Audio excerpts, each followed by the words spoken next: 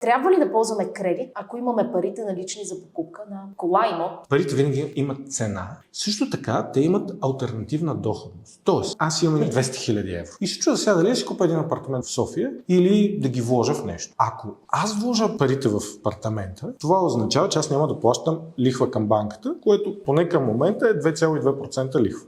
Мога ли същите тези пари да ги използвам по някакъв начин, така че да си докарам доходност над 2,2%? Отговор е абсолютно да. Какви са вече вариантите е съвсем различно. В момента да ползваш готови пари, за мен лично е странно. Много хора го правят, естествено. Има много хора, които казват, аз няма да тегла кредит, защото се притеснявам. Какво ще стане, ако не плащам? Ами да, когато ние теглим кредит, ние трябва да сме подготвени за вероятните неща. Вероятно е да ни се увеличи вноската с 20%. И е здравословно да поемаме риск, когато те са претеглени и премислени. Нерискуването е единственото сигурно нещо, че ще загубиш.